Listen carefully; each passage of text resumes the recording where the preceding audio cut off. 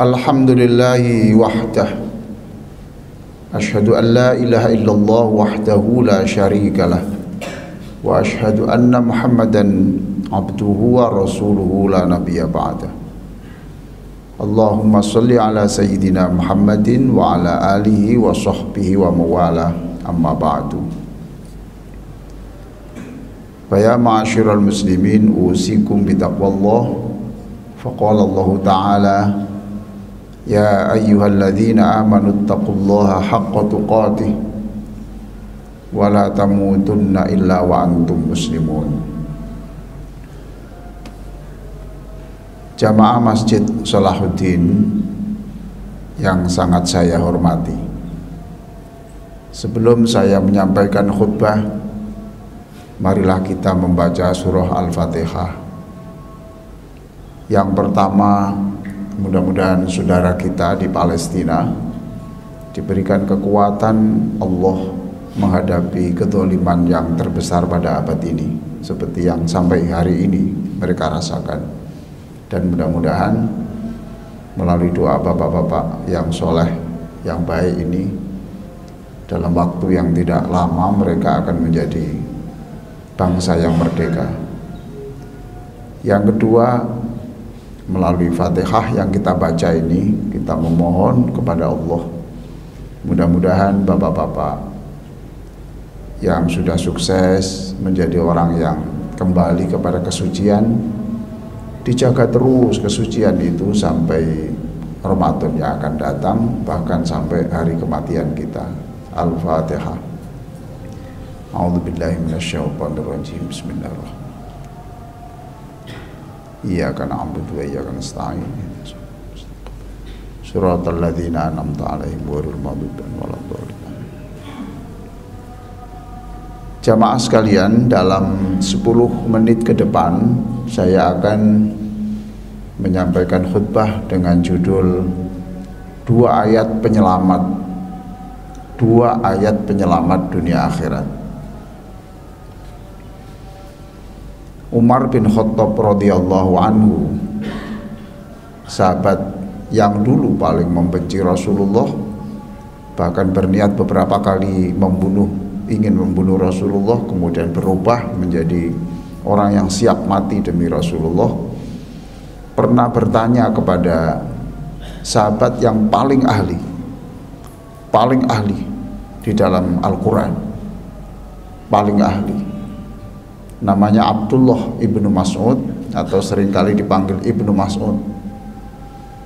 Orang ini dikagumi Rasulullah Sallallahu Alaihi Wasallam. Bahkan pernah suatu saat Nabi meminta agar supaya Abdullah bin Mas'ud ini membacakan Al-Quran untuknya. Abdullah mengatakan, Nabi, apa tidak terbalik? Mestinya engkaulah yang membacakan ayat itu untuk saya. Kok sekarang dibalik, saya harus membacakan Quran untuk Anda? Jawab Rasulullah, ya, saya ingin mendengarkan Quran lewat mulut Anda.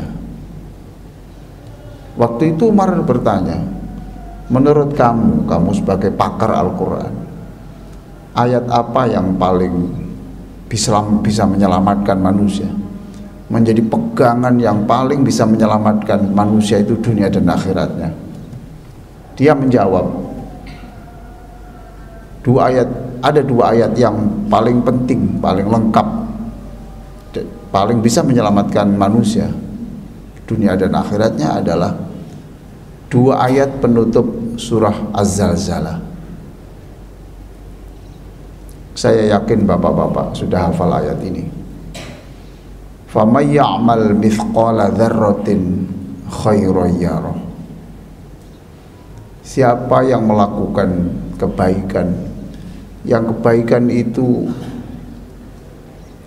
kecil sekali,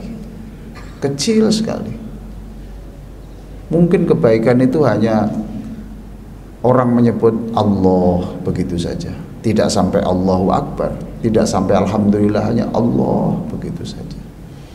Atau kebaikan itu hanya lintasan hati, ketika melihat orang miskin, orang tua yang umur 65 menggelendeng sampah, istrinya yang umur 60 mendorong dari belakang, mereka bertahan untuk tidak meminta belas kasih orang, mandiri mereka. Lalu kasihan kita memberikan uang hanya 5.000 rupiah atau 10.000 rupiah, atau tidak memberi apa-apa, hanya membaca Fatihah. Ya Allah, orang seperti itu muliakanlah anak-anaknya kemudian hari. Ya, begitu saja. Apa saja pokoknya sesuatu yang baik itu pasti akan bisa diterima pahalanya di akhirat nanti. Dan ayat berikutnya, faman ya'mal mithqala dzarratin syarran yarah. Siapa yang melakukan sesuatu yang tidak baik, sekecil apapun. Mungkin kita melihat di HP kita ada gambar yang tidak layak dilihat oleh orang yang seringkali bersujud kepada Allah. Ada gambar yang tidak pantas kita lihat sebagai orang yang mukanya sering membaca Quran. Itu pun jangan dikira tidak bermasalah. Pasti nanti akan kita ketahui dan kita rasakan balasannya. Ini yainya itu, hanya itu Umar, 2 ayat yang penting, 2 ayat yang menjadi penyelamat, insyaallah. Hadirin sekalian yang sangat saya muliakan, melalui ayat ini, kalau bapak-bapak yang sangat terhormat ini melakukan kebaikan, lalu tidak ada yang menghargai, tidak ada satupun yang menghargai, tidak ada yang menyebut-nyebut kebaikan itu, Bapak jangan kecewa. Sebab yang paling berhak memberi pahala bukan mereka, tapi Allah Subhanahu wa ta'ala. Orang melakukan kebaikan dituduh pencitraan, dituduh cari nama. Tenang saja, jangan bersedih hati, sebab mulut orang itu walaupun 2 kata ada tanggung jawabnya di akhirat. Dan kita yang melakukan kebaikan yang tidak dihargai orang tidak apa-apa, sebab mereka bukan yang punya hak untuk menilai kita. Hadirin sekalian, kalau ada perbuatan kita yang tidak baik sampai urusan ke pengadilan, lalu kita memenangi perkara itu di pengadilan, jangan berbesar hati, sebab pengadilan dunia dan pengadilan akhirat itu beda. Bisa saja kita memenangi pengadilan itu, tetapi kalau menurut Allah salah, tetap kita nanti akan menjadi orang yang tertuduh dan tersangka dan harus diadili. Bahkan kita juga hafal ayat ini, alaihissallahu biahkamil hakimin. Alaihissallahu biahkamil hakimin.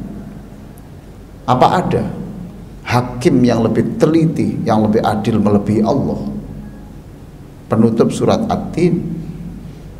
Dan kita dianjurkan kalau mendengar ayat itu, kita di dalam hati kita bala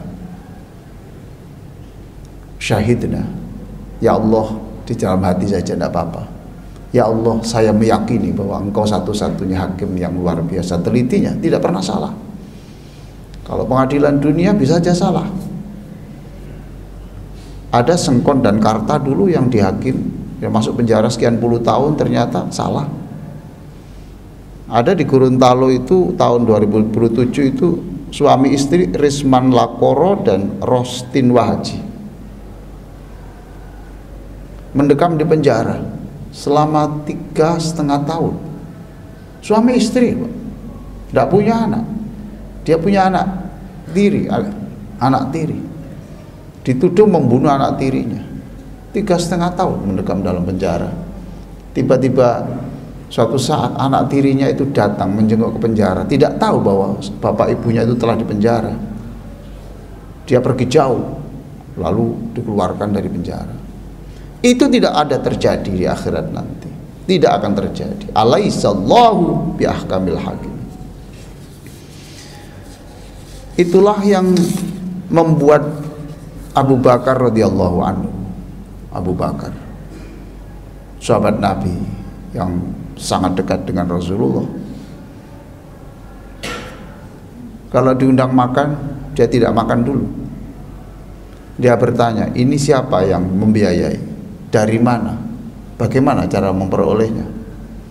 Kalau tidak jelas jawabannya, dia mengatakan, maaf, saya tidak ikut bergabung dalam acara ini. Masya Allah. Pernah juga suatu saat, ya, ada suatu saat Abu Bakar lupa tidak bertanya. Setelah makan dia ingat belum bertanya. Setelah tanya, kok jawabannya tidak tegas begitu, remang-remang gitu. Lalu dia keluar, dia memasukkan jari-jarinya itu, berusaha sedemikian rupa mengeluarkan makanan itu, dimuntah-muntahkan. Orang di sebelahnya bertanya, wahai Abu Bakar, kenapa harus begitu? Itu kan sudah hanya 1 sendok makan. Kamu tahu, kalau nyawa saya keluar, dan dengan cara itulah makanan itu bisa keluar, saya memilih nyawa saya yang keluar. Sebab Nabi mengatakan, siapapun daging orang yang di situ tumbuh dari sesuatu yang tidak jelas halalnya, maka orang itu layak masuk neraka. Ada cerita klasik bapak-bapak dan saudara sekalian. Apa yang saya sampaikan ini bersumber dari Al-Quranul Karim, dari buku Ali Utsman dalam hadis qudsi, ada buku yang berjudul 1001 Sahabat Nabi. Ada seorang murid yang bermimpi ketemu gurunya almarhum. Lalu seperti dialog. Bapak tidak wajib percaya ini, tidak, karena tidak berdasar hadis, tidak percaya. Tetapi dilogikakan bisa. Apa yang membuatmu berat selama kematian ini? Dia mengatakan, saya pernah berjalan, lalu ada pagar orang itu yang bambunya robek. Saya ambil sedikit untuk tusuk gigi, tetapi saya belum izin orang itu. Belum izin orang itu. Dan itu yang sekarang menjadi masalah yang saya hadapi. Subhanallah. Hadirin sekalian, saya yang berbicara seperti ini, jangan dikira saya sudah mempunyai akhlak seperti yang saya terangkan. Saya terangkan semata-mata saya ingin doa dari Bapak sekalian, supaya saya bisa menjadi orang seperti ini. Dan saya sampaikan ini supaya kita sama-sama berdoa, sama-sama berjuang untuk bagaimana kita bisa menjadi orang yang seperti ini. Mudah-mudahan kita masih diberi umur panjang oleh Allah, sehingga kita masih sempat memohon ampun kepada Allah dan mengembalikan uang atau apapun yang itu hak orang lain, uang negara, uang siapapun yang itu bukan hak kita. Sebab hadirin sekalian, senikmat-nikmat hidup kita di dunia paling banter ya 100-200 tahun, sedangkan urusan di akhirat begitu lama dan abadi. Mudah-mudahan Allah mengampuni semua dosa kita. Aqulu qouli hadza wa astaghfirullah li wa lakum wastaghfiruh innahu wal ghafurur rahim. Alhamdulillahi rabbil alamin wal aqibatu lil muttaqin. Asyhadu an la ilaha illallah wahdahu la syarikalah al malikul haqqul mubin wa asyhadu anna Muhammadan abduhu wa rasuluh shadiqul wa'dil amin. Allahumma sholli ala sayyidina Muhammadin wa ala alihi wa sahbihi ajma'in. Amma ba'du. Qala Allah ta'ala, ya ayyuhalladzina amanu taqullaha haqqa tuqatih wa la tamutunna illa wa antum muslimun. Innallaha wa malaikatahu yusholluna 'alan nabi. Ya ayyuhalladzina amanu shallu 'alaihi wa sallimu taslima. Allahumma sholli ala sayyidina Muhammadin wa ala alihi wa sahbihi ajma'in. Allahumma ighfir lil muslimina wal muslimat wal mu'minina wal mu'minat al ahya'i minhum wal amwat. Allahumma ja'alna minal mutatahhirin. Jadikan kami orang-orang yang suka membersihkan fisik dan membersihkan hati kami. Wa ja'alna minat tawabin. Jadikan kami hambamu yang selalu bertobat. waj'alna min ibadikas sholihin, jadikan kami menjadi hambamu yang soleh. Rabbana atina fid dunya hasanah wa fil akhirati hasanah wa qina adzabannar. Ibadallah, innallaha ya'muru bil 'adli wal ihsan wa ita'i dzil qurba wa yanha 'anil fakhsya'i wal munkari wal baghi ya'idzukum la'allakum tadhakkarun wa la dzikrullahi akbar wallahu ya'lamu ma tasna'un.